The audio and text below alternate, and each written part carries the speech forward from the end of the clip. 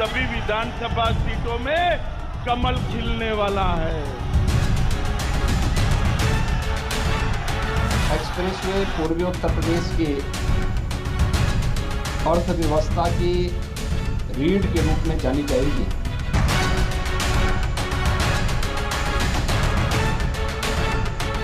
यह विश्वविद्यालय आजमगढ़ को सचमुच आर्यमगढ़ बना ही देगा, इसमें अब कोई संदेह होना ही नहीं चाहिए।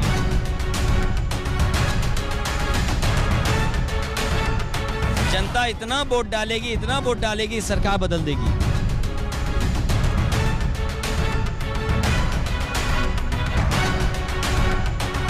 आज योगी जी ने यहाँ पर जातिवाद, परिवारवाद और तुष्टीकरण पर पूर्ण विराम करने का काम किया।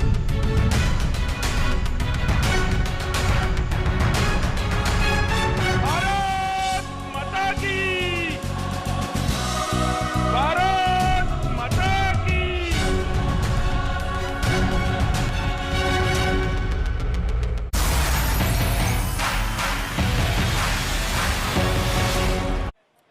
नमस्कार, आप देख रहे हैं आज तक। मैं हूं आपके साथ चित्रा त्रिपाठी। पूर्वांचल में सियासी लड़ाई अब काफी ज्यादा तेज हो गई है। पूर्वांचल की सभी सीटों पर पार्टियों के अपने अपने दावे हैं, लेकिन कौन किस पर पड़ेगा भारी, इसके लिए हमें थोड़ा करना होगा इंतजार। लेकिन पूर्वांचल जीतने के लिए हर एक दल ने अपनी पूरी ताकत झोंक के रखी हुई है और इसमें सबसे आगे चल रही है बीजेपी और समाजवादी पार्टी। आपको बता दें, उत्तर प्रदेश के दौरे पर आए गृह मंत्री अमित शाह आज आजमगढ़ पहुंचे और वहां पर अखिलेश यादव को जमकर ललकारा। तो वहीं अखिलेश यादव योगी के गढ़ गोरखपुर में थे और उनकी ओर से कहा गया यूपी बीजेपी के दो बड़े नेता आज पहुंचे हैं आजमगढ़ ताकि उनके विकास कार्यों का जायजा ले सकें। इस तरह से एक दूसरे पर आरोप प्रत्यारोप का दौर जारी है। कुल मिलाकर प्रधानमंत्री नरेंद्र मोदी हो, गृह मंत्री अमित शाह हो या दूसरी तरफ बीजेपी के तमाम दूसरे बड़े नेता या खुद मुख्यमंत्री योगी आदित्यनाथ, सभी का जोर यानी कि बीजेपी के इन दिग्गजों का जोर सबसे ज्यादा पूर्वांचल में 2017 के प्रदर्शन को दोहराने की है। लेकिन क्या ऐसा हो पाएगा, ये अपने आप में बड़ा सवाल है। भाजपा के अलावे किसी का खाता न खुले ऐसी व्यवस्था कर दीजिए। मुझे बताइए, करेंगे क्या? सुनाई नहीं पड़ता है, जोर से बोलिए, करेंगे क्या? जो आजमगढ़ अखिलेश यादव का संसदीय क्षेत्र है, वहां इस बार कमल खिलाने के लिए क्या है अमित शाह की रणनीति? आजमगढ़ की एक एक सीट इस बार नरेंद्र मोदी जी की झोली में चाहिए, योगी आदित्यनाथ को मुख्यमंत्री बनाने के लिए देनी चाहिए। जिस आजमगढ़ में सीट जीतना बीजेपी के लिए मिशन इम्पॉसिबल हो, वहां किस रणनीति के तहत उतर रही है बीजेपी? भारत माता की, भारत माता की, भारत माता की। यहां से लखनऊ तक आवाज जानी चाहिए। इस बार आजमगढ़ की सभी विधानसभा सीटों में कमल खिलने वाला है। 2022 के चुनाव में पूर्वांचल को उत्तर प्रदेश की सत्ता तक पहुंचने का रास्ता माना जा रहा है। सभी पार्टियों के लिए पूर्वांचल कितना अहम है, उसे इसी बात से समझ सकते हैं कि बीजेपी जिन दो अहम मुद्दों के साथ उत्तर प्रदेश चुनाव में उतरने वाली है, वो दोनों ही राम मंदिर और पूर्वांचल एक्सप्रेस इसी धरती पर है। प्रधानमंत्री नरेंद्र मोदी का संसदीय क्षेत्र वाराणसी हो या फिर मुख्यमंत्री योगी आदित्यनाथ का गोरखपुर से रिश्ता, ये दोनों प्रमुख शहर पूर्वांचल का ही हिस्सा है। यही नहीं, समाजवादी पार्टी के अध्यक्ष अखिलेश यादव का संसदीय क्षेत्र आजमगढ़ भी पूर्वांचल में ही आता है। यानी उत्तर प्रदेश की दो सबसे बड़ी पार्टियों का पूर्वांचल से गहरा नाता है और जो भी यहाँ मजबूत होगा वही सत्ता के दरवाजे पर पूरी ताकत के साथ पहुंचेगा। माननीय अमित शाह जी ने कहा था कि पूर्वांचल एक्सप्रेसवे को ऐसे बनाएं कि जिससे वह आजमगढ़ के और पूर्वी उत्तर प्रदेश के विकास की बैकबोन बन जाए। आज पूर्वांचल एक्सप्रेसवे आपके विकास की धुरी बन रही है। आज आजमगढ़ में एयरपोर्ट बन रहा है, अंतिम चरणों में चल रहा है, लगभग 95% कार्य पूरा हो गया है। पूर्वांचल की इसी अहमियत को देखते हुए अमित शाह और योगी आदित्यनाथ ने आजमगढ़ में स्टेट यूनिवर्सिटी की आधारशिला रखी और सिर्फ समाजवादी पार्टी पर हमला किया। आजमगढ़ ने भले ही दो पूर्व मुख्यमंत्री दिए हो, लोकसभा में सांसद चुन करके भेजे हो, लेकिन उनके कारण आजमगढ़ की पहचान धूमिल ही हुई है। पहचान का संकट आजमगढ़ के सामने उन्होंने हमेशा खड़ा किया था। ये वही आजमगढ़ है 2017-2014 के पहले यहां का नौजवान जब देश के अंदर कहीं जाता था तो होटल में कमरा नहीं मिलता था, धर्मशाला में कमरा नहीं मिलता था। पहचान का एक संकट खड़ा होकर के आपके सामने पहचान का एक संकट खड़ा होता था। अखिलेश यादव से पहले मुलायम सिंह यादव भी आजमगढ़ से सांसद रह चुके हैं। पार्टी यहाँ हमेशा से मजबूत रही है। शायद इसीलिए योगी ने जानबूझकर आजमगढ़ के लोगों को ये सब याद दिलाया और पूछा कि क्या महामारी में उनका सांसद उनकी खोज खबर लेने आया था। मैं आजमगढ़ वासियों से पूछता हूं कि आपके सांसद कोरोना में आपका हालचाल लेने आए थे? वे फिर भी नहीं आएंगे। चुनाव की सुगबगाहट होती है तो ये लोग भी कभी कभी आपके बीच में आएंगे, फिर गुमराह करके चले जाएंगे। इसके बाद योगी आदित्यनाथ ने अपने भाषण की सबसे बड़ी बात कही, जिसमें उन्होंने भविष्य में आजमगढ़ के आर्यमगढ़ बनने की तरफ इशारा किया। यह विश्वविद्यालय आजमगढ़ को सचमुच आर्यमगढ़ बना ही देगा, इसमें अब कोई संदेह होना ही नहीं चाहिए। भाइयों बहनों, हम सबको इस बारे में जानना होगा, ये पहचान का संकट कौन लोग थे जो आपके सामने खड़ा किए थे। ये लोग वही थे जो जाति के नाम पर बांटने वाले थे, लेकिन अपने परिवार के लिए भरने वाले थे। मुख्यमंत्री जी को नाम ही बदलना आता है, रंग बदलना आता है। जो लोग नाम और रंग बदल रहे हैं, जनता इतना वोट डालेगी, सरकार बदल देगी। योगी आदित्यनाथ की बात समाजवादी पार्टी पर हमला करने का सिलसिला अमित शाह ने बखूबी आगे बढ़ाया और कहा कि समाजवादी पार्टी के शासन में आजमगढ़ कैसे कट्टरवादी सोच और आतंकवाद का अड्डा बन गया था, लेकिन योगी राज में वो सरस्वती धाम बनने जा रहा है।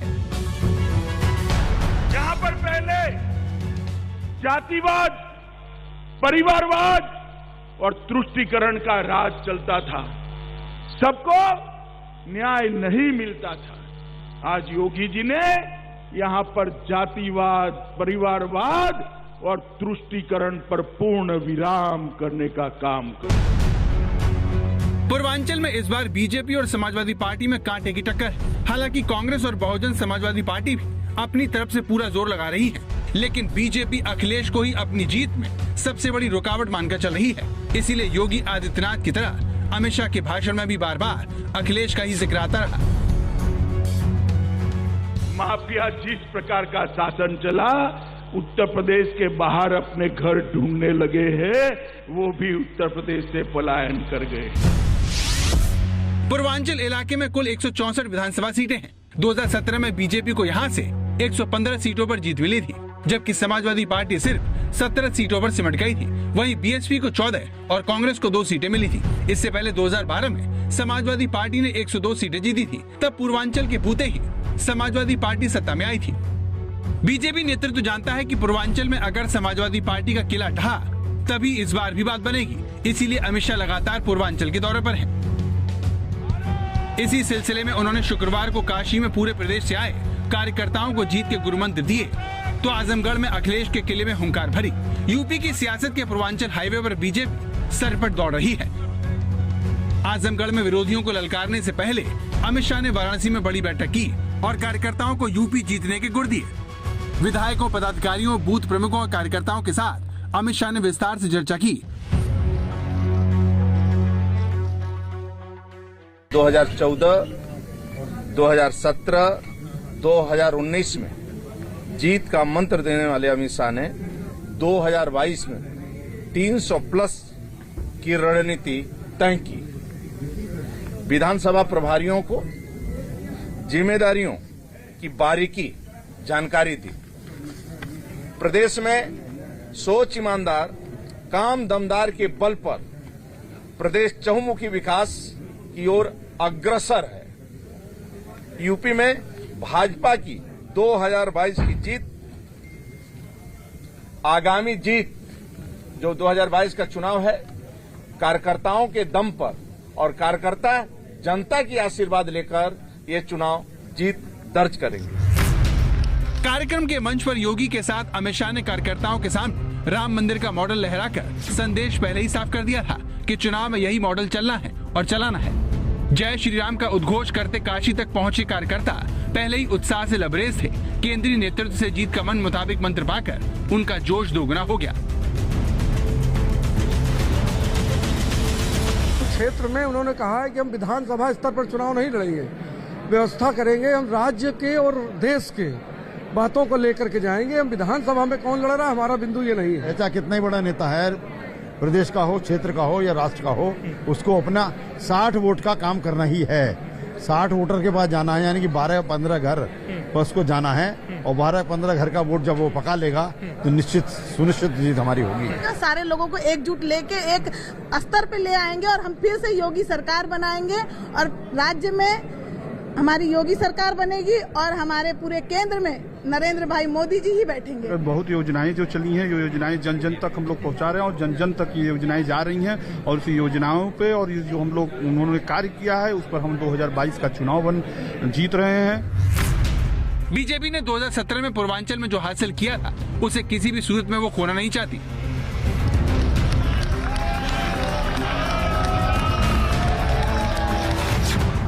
इसीलिए वो न सिर्फ अपने किले को बचाने में जुट गई है बल्कि अखिलेश के किले में सीन लगाने के लिए पूरी ताकत लगा रही है।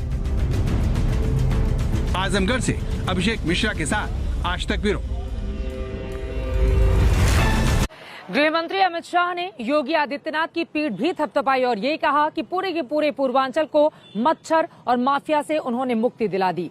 पूर्वांचल को लेकर बीजेपी खासतौर पर आगे इसलिए बढ़ रही है क्योंकि सियासी तौर पर अगर देखा जाए तो हर एक दल की ओर से भले ही पूर्वांचल की बात कही जाती हो, लेकिन वास्तविकता ये रही कि विकास के पथ पर ये काफी ज्यादा पीछे रहा।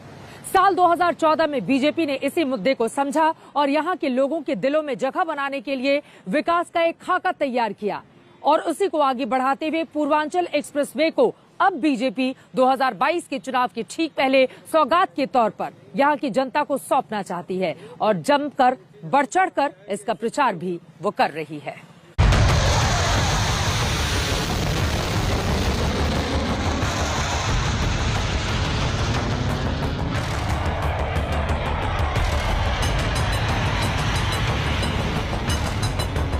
ये पूर्वांचल एक्सप्रेसवे के उद्घाटन को धमाकेदार बनाने की उस तैयारी का हिस्सा है जिस पर बीजेपी का काफी कुछ दांव पर लगा हुआ है। पूर्वी उत्तर प्रदेश जो आजादी के बाद से उपेक्षित था, आज प्रधानमंत्री मोदी जी के मार्गदर्शन, उनके नेतृत्व में विकास, रोजगार की ढेर सारी संभावनाओं को आगे बढ़ाने की दिशा से आगे बढ़ रहा है। ये वही पूर्वांचल एक्सप्रेसवे है जिस पर बनी एयर स्ट्रिप पर ट्रायल के लिए एयरफोर्स के लड़ाकू विमानों ने टच एंड गो का सफल ट्रायल किया।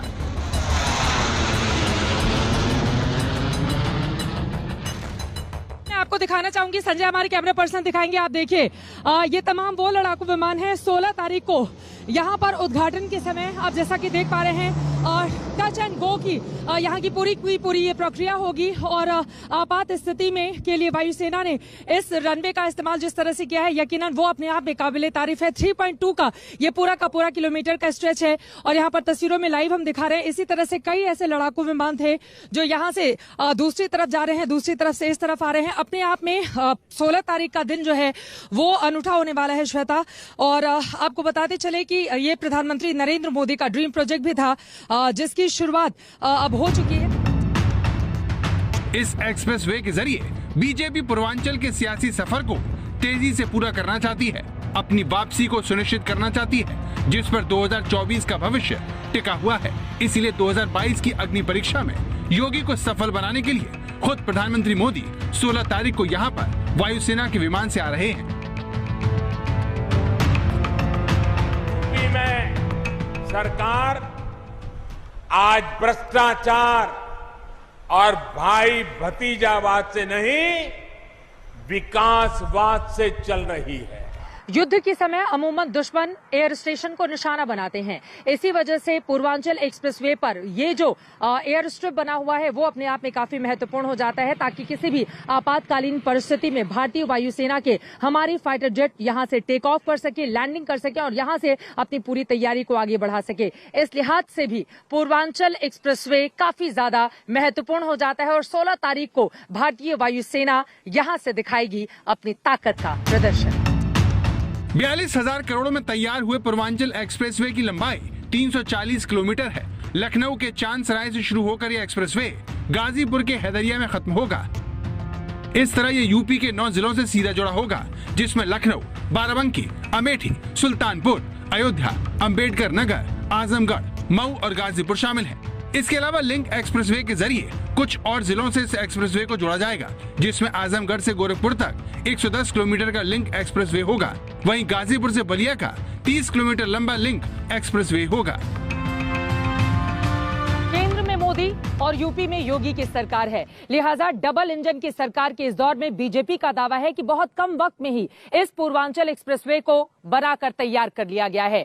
इसके जरिए पूर्वांचल में एक बड़ा संदेश तो देने की कोशिश बीजेपी कर ही रही है, वहीं दूसरी तरफ आपको ये भी बताते चले कि इसकी शुरुआत लखनऊ के चांदसराय से हो रही है और इसका समापन बनारस से सटे हुए गाजीपुर के हैदरिया गांव में होगी। यकीनन इसके जरिए इन तमाम इलाकों को साधने की कोशिश भारतीय जनता पार्टी।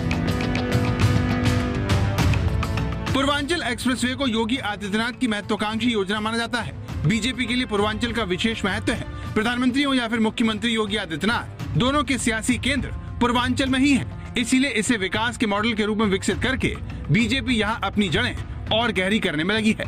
पूर्वांचल एक्सप्रेसवे के उद्घाटन में कहीं कोई कमी न रह जाए, इसका निरीक्षण करने के लिए खुद योगी आदित्यनाथ यहाँ पहुँचे। 19 महीनों के कोरोना की महामारी के बावजूद पूरा करने में मदद मिली है। एक्सप्रेसवे पूर्वी उत्तर प्रदेश की अर्थव्यवस्था की रीढ़ के रूप में जानी जाएगी। ये एक्सप्रेसवे पूर्वांचल के विकास में कितना रोल निभाएगा, ये तो वक्त बताएगा, लेकिन 2022 में बीजेपी की वापसी में ये कितना मददगार बनेगा, इसके लिए ज्यादा लंबा इंतजार नहीं करना पड़ेगा। चित्रा त्रिपाठी, सुल्तानपुर, आज तक।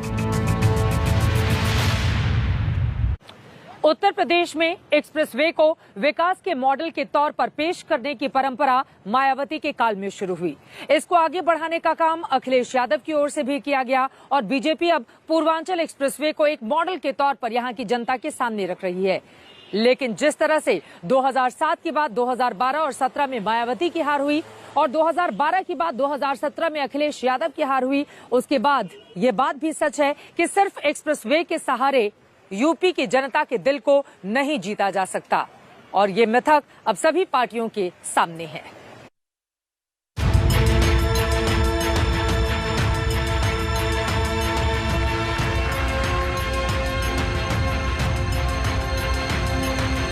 सड़कें चौड़ी और चिकनी हो तो उसके इर्द गिर्द के गांव, कस्बों और शहरों के लोगों की तकदीर बदल जाती है। उत्तर प्रदेश में एक्सप्रेसवे बनाने का सपना सबसे पहले बहुजन समाजवादी पार्टी के प्रमुख साल 2002 में बनी बसपा सरकार ने ग्रेटर नोएडा से आगरा तक 165 किलोमीटर लंबे ताज एक्सप्रेसवे बनाने का फैसला किया और फरवरी 2003 में इसका शिलान्यास भी किया। हालांकि सरकार बदलने से प्रोजेक्ट अटक गया। ऐसा नहीं है कि 2017 से पहले यूपी के लिए योजनाएं नहीं आती थी, पैसा नहीं भेजा जाता था। तब भी 2014 में हमें सेवा करने का मौका मिला, तब भी दिल्ली से इतने ही तेज प्रयास होते थे, लेकिन तब लखनऊ में उनमें रोड़ा लग जाता था। आज योगी जी खुद कड़ी मेहनत कर रहे हैं। काशी के लोग तो देखते ही हैं कैसे योगी जी लगातार यहां आते हैं एक एक विकास योजना की समीक्षा करते हैं, खुद ऊर्जा लगाकर कामों को गति देते हैं। ऐसी ही मेहनत ये पूरे प्रदेश के लिए करते हैं। लेकिन 4 साल बाद मायावती की दमदार वापसी से ताज एक्सप्रेसवे की योजना को पंख लग गए और ताज एक्सप्रेसवे का नाम यमुना एक्सप्रेसवे कर दिया गया। यमुना एक्सप्रेसवे ग्रेटर नोएडा, जेवर, अलीगढ़, हाथरस, मथुरा और आगरा जिले को जोड़ता है। 165 किलोमीटर लंबे इस एक्सप्रेसवे को मायावती ने 2012 के विधानसभा चुनाव में बड़ी उपलब्धि के तौर पर पेश किया, लेकिन जनता ने इसे समर्थन नहीं दिया। मायावती के बाद अखिलेश ने यूपी की कमान संभालते हुए 2012 में यमुना एक्सप्रेसवे का उद्घाटन किया और आगरा को लखनऊ से जोड़ने का बीड़ा उठाया। 6 लेन और 302 किलोमीटर वाले आगरा लखनऊ एक्सप्रेसवे को बनाने के लिए 10 जिलों के 232 गाँव में करीब 3,500 हेक्टेयर भूमि हासिल की गई और 36 महीने में बनकर तैयार हो गया। चुनाव से ऐन पहले अखिलेश ने इस एक्सप्रेसवे का उद्घाटन तो कर दिया, लेकिन आगरा से लखनऊ के बीच बना ये एक्सप्रेसवे उन्हें दोबारा सत्ता न दिला पाया। मैं समझता हूँ जनता इससे भी अच्छा काम चाहती है। अगर हमने एक्सप्रेसवे बनाया है, उनको आज नहीं पसंद आया एक्सप्रेसवे, वो सोचते हैं एक्सप्रेसवे से बड़ी बुलेट ट्रेन यूपी में आएगी, शायद बुलेट ट्रेन के लिए वोट दिया हो। मायावती और अखिलेश की सरकार ने भले ही एक्सप्रेसवे के जरिए दिल्ली और लखनऊ के बीच की दूरी भले ही घटा दी, लेकिन दोनों ही इससे सियासी फायदा उठाने में नाकाम रहे। लेकिन योगी आदित्यनाथ अखिलेश और मायावती का हश्र देखकर नहीं घबराए और उन्होंने एक्सप्रेसवे के विकास की लकीर को 3 एक्सप्रेसवे से लंबा कर दिया। ये लिस्ट इतनी लंबी है कि इतनी जल्दी खत्म नहीं होगा। जब समय का अभाव होता है तो मुझे भी कई बार सोचना पड़ता है कि यूपी के कौन से विकास कार्यों की चर्चा करूं, कौन से कार्यों की चर्चा छोड़ दूं। ये सब योगी जी के नेतृत्व और यूपी सरकार की कार्यनिष्ठा का कमाल है। योगी सरकार पूर्वांचल, बुंदेलखंड और गंगा एक्सप्रेसवे के जरिए 2022 की चुनावी जंग फतह करने के सपने संजो रही है। इन तीनों एक्सप्रेसवे में पूर्वांचल एक्सप्रेसवे का उद्घाटन सबसे पहले हो रहा है, जिसकी सौगात देने के लिए प्रधानमंत्री खास तौर से 16 तारीख को उत्तर प्रदेश आ रहे हैं। पहले यहाँ किस तरह के घोटाले होते थे, किस तरह राजकाज को भ्रष्टाचारियों के हवाले कर दिया गया था, आज योगी जी की सरकार पूरी ईमानदारी से यूपी के विकास में जुटी हुई है। चुनाव से पहले बुंदेलखंड एक्सप्रेसवे के शुरू होने की चर्चा है। चित्रकूट से जालौन और फिर इटावा होते हुए एक्सप्रेसवे आगरा लखनऊ एक्सप्रेसवे से जुड़ जाएगा। योगी सरकार की योजना मेरठ के प्रयागराज के बीच गंगा एक्सप्रेसवे को बनाने की है, जिसका शिलान्यास पीएम मोदी दिसंबर में कर सकते हैं। बुंदेलखंड एक्सप्रेसवे अगले महीने बनकर के पूरा हो जाएगा। गोरखपुर एक्सप्रेसवे पर युद्ध स्तर पर कार्य चल रहा है और गंगा एक्सप्रेसवे तथा बलिया लिंक एक्सप्रेसवे पर हमारी कार्रवाई आगे बढ़ रही है। ये सारी कोशिश इसलिए हो रही है ताकि जनता विकास के नाम पर बीजेपी को वोट दे, उत्तर प्रदेश में उसे जिताए, ताकि बीजेपी की 2024 वाली परीक्षा आसान हो सके। लेकिन सवाल ये है कि क्या योगी आदित्यनाथ ये मिथक तोड़ पाएंगे? आज तक ब्यूरो। पूर्वांचल केवल बीजेपी के लिए ही महत्वपूर्ण नहीं है, बल्कि ये कभी बीएसपी का गढ़ रहा तो कभी समाजवादी पार्टी के पाले में जाता रहा। यही कारण है कि अखिलेश यादव योगी आदित्यनाथ के गढ़ गोरखपुर पहुंचे और वहां से उन्हें जमकर ललकारा। कुल मिलाकर गोरखपुर में पहुंचकर वहां के आसपास की जनता के दिल को जीतने की कोशिश अखिलेश यादव की ओर से भी आज बड़ी रैली के जरिए की गई है।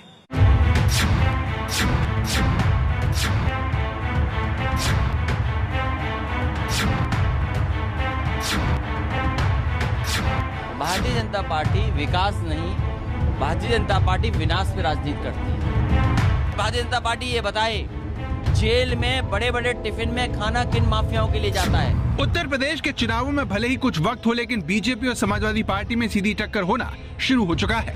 दोनों दल एक दूसरे पर तीखा हमला कर रहे हैं और एक दूसरे के गढ़ में जाकर ललकार रहे हैं। पूर्वांचल जीतने की यही जिद अमित शाह और योगी को आजमगढ़ ले गई तो अखिलेश यादव को योगी के घर गोरखपुर। ये गोरखपुर से कुशीनगर के बीच अखिलेश यादव की रथ यात्रा की तस्वीरें हैं, जिसमें समाजवादी पार्टी कार्यकर्ताओं का जोश हिलोरे मार रहा है। अखिलेश यादव चाहे अपने रथ के अंदर हो या फिर रथ के ऊपर, दोनों ही हालत में समाजवादी पार्टी के कार्यकर्ता अखिलेश की एक झलक पाने के लिए पूरा जोर लगाते देखे जा सकते हैं। समर्थकों का यही जोश अखिलेश यादव का आत्मविश्वास बढ़ा रहा है, क्योंकि ये आजमगढ़ न होकर मुख्यमंत्री योगी आदित्यनाथ का घर गोरखपुर है, जहां पर आप अखिलेश की रथ यात्रा में हजारों की भीड़ देख सकते हैं। इसी दौरान आज तक संवाददाता समर्थ श्रीवास्तव ने अखिलेश यादव से बातचीत की तो अखिलेश ने 2022 में बदलाव का भरोसा दोहराया। ये जो भीड़ मैं पीछे देख पा रहा हूँ, क्या ये गोरखपुर है और गोरखपुर कुशीनगर की भीड़ क्या संदेश दे रही है? गोरखपुर और कुशीनगर की जनता ने मन बनाया है कि 22 में बदलाव होना तय है। पूर्वांचल में समाजवादी पार्टी का अच्छा खासा प्रभाव रहा है। बीजेपी से पहले यहाँ पर समाजवादी पार्टी और बहुजन समाजवादी पार्टी में भिड़ंत होती थी, लेकिन 2014 के बाद यहाँ की तस्वीर बदल गई। लेकिन फिर भी बीजेपी अखिलेश को हल्के में नहीं लेना चाहती, इसीलिए आजमगढ़ की रैली में अमित शाह ने लगातार अखिलेश यादव पर हमला बोला। मोदी जी ने एक जैम लाया है जिससे भ्रष्टाचार विहीन खरीदी हो सके। उसका आधार क्या है? जे का मतलब है जन धन बैंक अकाउंट, ए का मतलब है आधार कार्ड और एम का मतलब है हर आदमी को मोबाइल। अब जब मैं कहीं बोला ऐसा गुजरात में, तो एक समाजवादी पार्टी के नेता बोले हम भी जैम लाए हैं। मुझे थोड़ा आश्चर्य लगा। मैंने एक पत्रकार को पूछा कि भाई ये कौन सा जैम लाए, जरा जांच करो तो। उसने कहा आपको मालूम नहीं है? मैंने बोला नहीं, मुझे नहीं मालूम है। उन्होंने कहा उनके जैम का मतलब है जे से जिन्ना, ए से आजम खान और एम से मुख्तार। हाल ही में अखिलेश ने जिन्ना की तारीफ की थी, जिसके जवाब में अमित शाह ने ये बयान दिया। अखिलेश भले ही अपने संसदीय क्षेत्र में नहीं थे, लेकिन वो वहाँ पर उन पर होने वाले हमलों से पूरी तरह वाकिफ थे। आज तक से बातचीत में अखिलेश ने इस तरह की बातों को बीजेपी की हताशा बताया। 22 में बदलाव होना तय है, और बदलाव इसलिए होगा कि भारतीय जनता पार्टी ने बड़े सपने दिखाए। उन्होंने अपने संकल्प पद से लेकर के जनता के बीच में कहा कि किसानों की आय दोगुनी होगी, कि नौजवानों को नौकरी रोजगार मिलेगा, महंगाई कम होगी।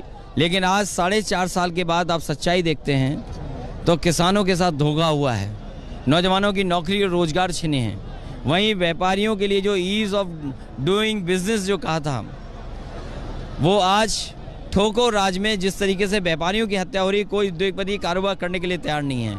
इसलिए इस बार जनता ने मन बनाया कि भारतीय जनता पार्टी का सफाया होगा। अखिलेश जी, आप आज यहाँ पर हैं, ये सीएम योगी का एक तरह से गोरखपुर गढ़ कहा जाता है, यहाँ से वो बिलोंग करते हैं। आपके गढ़ आजमगढ़ में आज गृह मंत्री अमित शाह रहे हैं, सीएम योगी रहे हैं, कैसे देखते हैं आप? वो दोनों लोग और भारतीय जनता पार्टी के लोग आजमगढ़ का विकास देखने गए थे।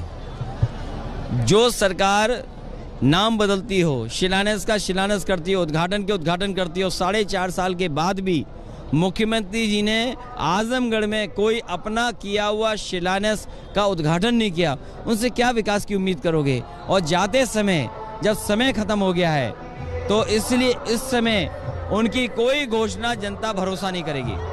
आज सीएम योगी ने अपनी स्पीच में आजमगढ़ में कहा है कि एक इंडिकेशन दिया है कि वो आजमगढ़ का नाम बदलकर आर्यमगढ़ कर सकते हैं। आप सांसद है वहां के, कैसे देखते हैं? मुख्यमंत्री जी को नाम ही बदलना आता है, रंग बदलना आता है। जो लोग नाम और रंग बदल रहे हैं, जनता इतना वोट डालेगी, सरकार बदल देगी। पूर्वांचल में बड़ी पार्टियों के साथ साथ छोटे दलों का भी बोलबाला रहा है। इसमें अपना दल, निषाद पार्टी, सुहेलदेव भारतीय समाज पार्टी और जनवादी पार्टी शामिल है। इस समय अपना दल और निषाद पार्टी बीजेपी के खेमे में है। हालांकि 2017 के चुनाव में बीजेपी के सहयोगी रहे ओम प्रकाश राजभर समाजवादी पार्टी के साथ चुनाव लड़ रहे हैं। इस नुकसान की भरपाई के लिए बीजेपी प्रतीकों की राजनीति कर रही है, और इसी के तहत अमित शाह ने आजमगढ़ में बन रहे विश्वविद्यालय का नाम महाराजा सुहेलदेव के नाम पर रखने का सीएम को सुझाव दिया, जिसे योगी ने तुरंत मान लिया। मैं योगी आदित्यनाथ जी को एक सुझाव देना चाहता हूं कि ही उत्तर प्रदेश की भूमि पर परदेशी आक्रांताओं को खदेड़ने का काम महाराज सुहेलदेव जी ने किया था। अगर ये यूनिवर्सिटी का नाम हम उनके नाम पर रखते हैं तो ये लोगों के लिए बहुत बड़ा संदेश। बीजेपी को टक्कर देने के लिए समाजवादी पार्टी लगातार पूर्वांचल के नेताओं को अपने दल से जोड़ रही है, जिसका नतीजा अखिलेश बीजेपी के सफाई के तौर पर देखते हैं। देखिए, वेस्टर्न यूपी से लेकर के पूर्वांचल तक भारतीय जनता पार्टी का सफाया होना निश्चित है, क्योंकि जनता ने मन बनाया है बदलाव का। 22 में बदलाव होके रहेगा। 2017 के चुनावों में बीजेपी ने पूरे प्रदेश में अच्छा प्रदर्शन किया था। मोदी लहर में विपक्ष धराशायी हो गया था, लेकिन इस बार मामला अलग है। आजमगढ़ से अभिषेक मिश्रा के साथ आज तक ब्यूरो। अखिलेश यादव पूर्वांचल में बीजेपी को हराने की कोशिश कर रहे हैं, लेकिन उनका सबसे बड़ा डर मुस्लिम वोट बैंक में सेंध लगने का है, क्योंकि AIMIM की सक्रियता ने उनकी चिंता को बढ़ाकर रखा हुआ है। यही कारण है कि जिन्ना की तारीफों वाले बयान कभी अखिलेश यादव दे रहे हैं तो कभी उनके सहयोगी भी उनके सुर में सुर मिलाते हुए दिखाई दे रहे हैं। अब सवाल ये है कि जिस अखिलेश यादव ने 2012 के चुनाव में मुस्लिम वोट बैंक को एक तरफा अपने पाले में कर लिया था, उनको 2022 जीतने के लिए जिन्ना का सहारा क्यों लेना पड़ रहा है? His Majesty the King, on behalf of the Pakistan Constituent Assembly. आजादी का अमृत महोत्सव मनाते भारत से धर्म के नाम पर पूरा एक देश अलग कराने वाले मोहम्मद अली जिन्ना ने भी नहीं सोचा होगा 75 साल बाद उनका भारत के सबसे बड़े राजनीतिक राज्य उत्तर प्रदेश की सत्ता की लड़ाई में ऐसे इस्तेमाल होगा। राष्ट्रपिता महात्मा गांधी, जवाहरलाल नेहरू, जिन्ना एक ही संस्था में पढ़कर के बैरिस्टर बनकर के आए। यही जिन्नावादी हैं जो राम भक्तों पर गोली चलाते हैं। जिन्ना को प्रधानमंत्री बना देते तो कोई विवाद नहीं होता। उनको जिन्ना जपने का, जिन्ना का नाम जपने की याद आती। जिन्ना से हमारा कोई ताल्लुक ही नहीं है। जिन्ना को अपना आदर्श मानने वाले लोग आज भी जिन्नावाद का समर्थन करते हुए देश के पहले प्रधानमंत्री जिन्ना को बना दिया गया होता तो भारत का बंटवारा ही नहीं होता। यूपी में अखिलेश यादव ने ओम प्रकाश राजभर के साथ गठबंधन किया है। सवाल है लखनऊ की सत्ता की चांदी और चांदी का मुकुट, दोनों के पीछे जिन्ना का रिश्ता क्या है? सरदार पटेल जी,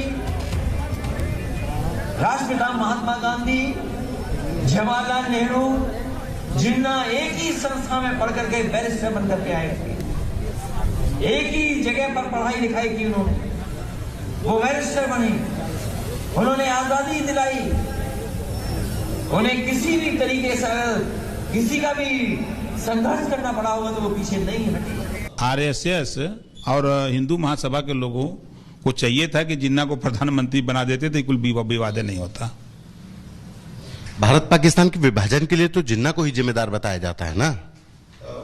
अब तो किसी के ऊपर एलिगेशन लगा दीजिए, लेकिन उसके जिम्मेदार वो नहीं है।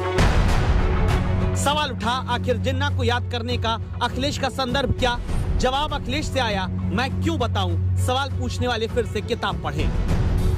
क्या अखिलेश यादव जिन्ना को याद करके ध्रुवीकरण करना चाहते हैं? इस सवाल का जवाब समझने के लिए यह जान लीजिए कि जिन्ना का नाम अखिलेश ने हरदोई में लिया। हरदोई जहां 5 विधानसभा सीट आती हैं, 4 सीट पर मुस्लिम वोटर 18 से 23% तक हैं।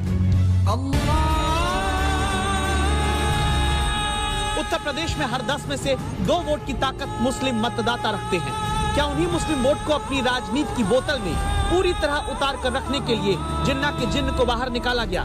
मुस्लिम वोट तो पहले से भी अखिलेश के पास आते रहे हैं, ऐसे में क्यों फिर जिन्ना याद आए? उत्तर प्रदेश के 14 करोड़ 50 लाख मतदाताओं के बीच में 20% वोटर मुस्लिम हैं। 45 से 58% मुस्लिम वोटर का रुझान मतदान में समाजवादी पार्टी की तरफ रहता आया है। 2012 के विधानसभा चुनाव में 78 मुस्लिम कैंडिडेट खड़ा करने वाली समाजवादी पार्टी के 43 उम्मीदवार जीते थे। 2014 के लोकसभा चुनाव में उत्तर प्रदेश के 58% मुस्लिम वोट का गणित समाजवादी पार्टी के खाते में फिट बैठा था। 2019 में मायावती के साथ मिलकर चुनाव लड़े अखिलेश के महागठबंधन को 78% मुस्लिमों ने एकजुट होकर वोट दिया। जब इतने मुस्लिम वोटर पहले से समाजवादी पार्टी पर भरोसा करते आ रहे हैं, फिर क्यों पाकिस्तान बनाने वाले जिन्ना को महात्मा गांधी, सरदार पटेल के साथ अखिलेश यादव खड़ा करने लगे? क्या तुष्टीकरण और ध्रुवीकरण मजबूत करने के लिए? उनको जिन्ना का नाम जपने की याद आती है। तुष्टीकरण का एक नया खेल शुरू हो जाता है। ध्रुवीकरण के आरोप तो हमेशा बीजेपी पर लगते आए। इस बार अखिलेश यादव की राजनीति जिन्ना के नाम पर ध्रुवीकरण के प्रयोग की कही जा रही है, लेकिन क्यों? इस वजह को जानने के लिए आगे बढ़ने से पहले मुजफ्फरनगर में रैली करते वक्त जहां अखिलेश यादव का हेलीकॉप्टर उतरा, वहां चलते हैं। जिस मंच पर उत्तर प्रदेश के कश्यप समाज का वोट साधने के लिए अखिलेश यादव पहुंचे, उसी मंच से लगे नारों को जरा सुनिएगा। ऊपर अल्लाह है, नीचे मल्ला है, ऊपर अल्लाह है, नीचे मल्ला है। अगर मल्ला चाहेगा, पूरा का सब चाहेगा, तो आपकी नाव जो है भवसागर को पार कर देगी। अल्लाह बचाए या मल्ला बचाए, आज मैं बताना चाहता हूँ कि जिसके साथ अल्लाह हो और जिसके साथ मल्ला हो, उसकी नाव रोकने वाला कोई पैदा नहीं हुआ है। मल्लाह समुदाय का वोट, मंच मल्लाह समुदाय का और अल्लाह का नाम, ये सब कुछ अखिलेश यादव की पार्टी क्यों कर रही है? क्या इसके पीछे उत्तर प्रदेश में ओवैसी का पिछली बार के मुकाबले इस बार मजबूत होकर उतरना है? अगर उत्तर प्रदेश में अगर किसी की सियासी लीडरशिप नहीं है, किसी की सियासी आवाज नहीं है, किसी के आवाज की अहमियत नहीं है, किसी के आंसुओं की अहमियत नहीं है, अगर कोई यतीमी और लाचारी के माहौल और मायूस हो रहा है, तो वो उत्तर प्रदेश का मुसलमान है। अगर किसी के साथ इंसाफ नहीं हुआ, किसी को उनका हिस्सा नहीं मिला, तो मैं ये साफ तौर पर कह रहा हूं कि उत्तर प्रदेश के मुसलमान हैं। उत्तर प्रदेश की विधानसभा को मुस्लिम वोटर के आधार पर बांटे तो 403 सीट वाली विधानसभा में 143 सीट पर मुस्लिम अपना असर रखते हैं। 70 सीट पर मुस्लिम आबादी 20 से 30% के बीच है। 73 सीट ऐसी हैं जहां मुसलमान 30% से ज्यादा। क्या इन्हीं सीटों पर ओवैसी के जरा भी ताकत दिखाने से अब तक मुस्लिम वोट का सबसे बड़ा हिस्सा पाने वाले अखिलेश को नुकसान की आशंका है? ओवैसी कम से कम उन्होंने ऐलान किया है कि 100-105 सीटों में अपने उम्मीदवार खड़े करेंगे। उन कंस्टिट्यूएंसी में जो दूसरी पार्टियां हैं, चूंकि ऐसी कंस्टिट्यूएंसी होंगी, हम ये मान सकते हैं वो ऐसी कंस्टिट्यूएंसी होंगी जहां मुस्लिम मतदाताओं की आबादी अधिक होगी। ऐसी कंस्टिट्यूएंसी में दूसरी पार्टियां भी शायद मुस्लिम उम्मीदवार ही खड़े करेंगे। ऐसी स्थिति में मुस्लिम वोट बढ़ता हुआ दिखाई पड़ता है। कुछ कंस्टिट्यूएंसी शायद ओवैसी जीत जाएं अगर वो स्ट्रांग उम्मीदवार उन्होंने खड़े किए, लेकिन मुस्लिम वोटरों के बंटवारा से बीजेपी को फायदा होगा। ओवैसी का बढ़ना अखिलेश यादव के लिए मुश्किल का सबब कैसे है, इसे एक्सपर्ट की राय के बाद जमीनी हकीकत से समझिए। उत्तर प्रदेश की 2 बड़ी मुस्लिम बाहुल्य सीटों के नतीजे देखिए। सहारनपुर में देवबंद की सीट पर 2017 में समाजवादी पार्टी और कांग्रेस मिलकर 55,385 वोट पाए। बीएसपी को यहां 72,844 वोट मिले। मुस्लिम वोट बटा, बीजेपी 1,02,244 वोट लेकर मुस्लिम वर्चस्व वाली देवबंद सीट जीत गई। बिजनौर में नूरपुर की सीट का भी हाल जानिए। अखिलेश राहुल की पार्टी मिलकर यहां पिछली बार 66,436 वोट लाई। बीएसपी को 45,902 वोट मिले और तब मुस्लिम वोट इस सीट पर बंटने से बीजेपी 79,172 वोट लेकर जीत गई। इस बार ओवैसी वोट के ध्रुवीकरण का बड़ा कारण मुस्लिमों के बीच बन सकते हैं। क्या इसी कारण अखिलेश यादव और उनके साथी राजभर जिन्ना का नाम प्रमुखता से लेने लगे? राष्ट्रपिता महात्मा गांधी, जवाहरलाल नेहरू, जिन्ना एक ही संस्था में पढ़ करके बैरिस्टर बन करके आए। जिन्ना को प्रधानमंत्री बना देते तो कुल विवाद नहीं होता। ओवैसी तुरंत अखिलेश के ध्रुवीकरण कार्ड को खारिज भी करने लगते हैं। अखिलेश यादव को ये समझना चाहिए कि अगर वो इस तरह की बात करके समझ रहे हैं कि कोई तबका या कोई हिस्सा या कोई वोटर इससे खुश होगा, वो तो गलती कर रहे हैं। उनको अपने एडवाइजर्स को चेंज करना चाहिए या खुद को उनको पढ़ना भी चाहिए। अखिलेश यादव अच्छी तरह 2014 के बाद के चुनावों में जान चुके हैं कि बीजेपी के साथ बहुसंख्यक वोट का बड़ा हिस्सा है, खासकर गैर यादव ओबीसी भी। ऐसे में अखिलेश का फोकस 9% यादव और 20% मुस्लिम वोटर पर है। संभव कि अखिलेश जिन्ना के बहाने शहरी मुस्लिम वोटर का ध्रुवीकरण अपने पक्ष में चाहते हैं, क्योंकि शहरों में 32% जबकि ग्रामीण क्षेत्रों में 16% मुस्लिम मतदाता उत्तर प्रदेश में हैं। स्विंग वोटर पर ये नजर है, यानी माहौल देखकर वोट देने वाले मतदाता जिन पर अखिलेश का ध्रुवीकरण कार्ड क्या चल सकता है। तो मुश्किल सा काम है कि कितना % स्विंग करता होगा, लेकिन निश्चित रूप से इन सब चीजों का असर वोटरों के मन पर पड़ता है। आजकल जिस तरह के चुनाव होते हैं और खासकर जैसे बहुदलीय एक तरह से चुनाव मल्टी पार्टी कंटेस्ट होने वाला है यूपी में, ऐसी स्थिति में अगर आपने 3-4% वोटरों को भी स्विंग हो गया तो वो एक पार्टी के लिए बहुत बढ़त दे सकती है। तो कम से कम मुझे लगता है कि स्विंग वोटरों की तादाद 5 से 7% तो जरूर होती है। वो एक एड ऑन वोट है, एडिशनल वोट है। उस समुदाय के ज्यादातर वोटर तो आपको वोट कर ही रहे हैं, लेकिन आपने उन 5% 6% वोटरों को भी अपनी ओर स्विंग कर लिया जो संभवतः आपको वोट नहीं देते। माना जा रहा है कि अखिलेश गैर यादव हिंदू वोटरों के ध्रुवीकरण की काट में मुस्लिम वोटर का ध्रुवीकरण चाहते हैं ताकि एक मुश्त 19% वोट सपा को मिले। जिन्ना वाला ये प्रयोग क्या अखिलेश को सत्ता का ध्रुव तारा दिला पाएगा? अभिषेक मिश्रा के साथ कुमार अभिषेक, लखनऊ, आज तक। पूर्वांचल जीतने के लिए हर एक दल की फील्डिंग, बैटिंग, बॉलिंग लगातार जारी है, लेकिन 2022 में यहां की जनता के दिल में राज कौन करता है, इसके लिए करना होगा हमें थोड़ा इंतजार। इसी के साथ हमारी इस पेशकश में अभी के लिए बस इतना ही। देश और दुनिया की बाकी खबरों के लिए आप देखते रहिए आज तक।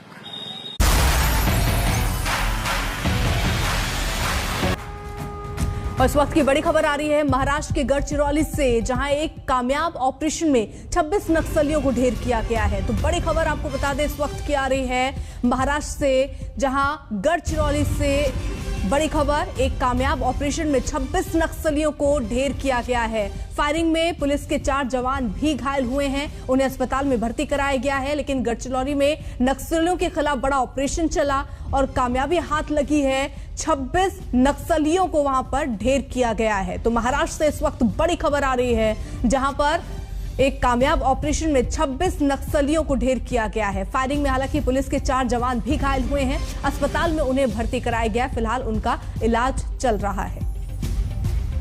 दिव्येश हमारे साथ, हमारे सहयोगी इस वक्त जुड़ चुके हैं। दिव्येश, यानी एक बड़ी सफलता यहाँ इस रूप में कि 26 नक्सलियों को ढेर किया गया।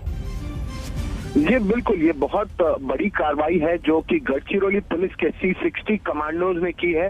और हिनको टोला रानकट्टा जो जंगल है, छत्तीसगढ़ महाराष्ट्र की सीमा पर ये जंगल स्थित है और वहीं पर ये एनकाउंटर हुआ। ये एनकाउंटर सुबह 5 बजे शुरू हुआ था और शाम के 4 बजे तक ये एनकाउंटर चलता रहा। और इस एनकाउंटर में करीब 26 नक्सलियों को ढेर किया गया है। अभी उनकी आइडेंटिफिकेशन की प्रोसेस चल रही है। टीम अभी भी जंगल में ही मौजूद है और जो जख्मी सिपाही है, जो जख्मी जवान थे, उन्हें नागपुर की तरफ ले जाया जा रहा है ताकि उनका इलाज नागपुर में किया जा सके।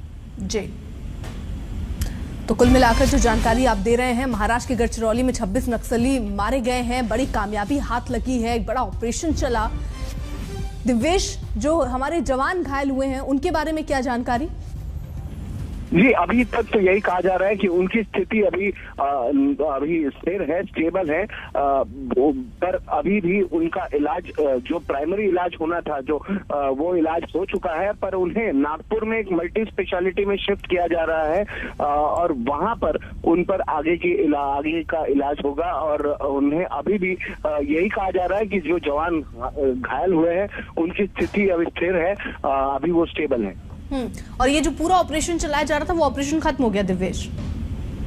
जी एनकाउंटर अभी खत्म हो चुका है, पर जो आइडेंटिफिकेशन की जो प्रोसेस होती है, हर उस नक्सली को पहचानने की कोशिश की जाएगी, उनके ओहदे जानने की कोशिश की जाएगी।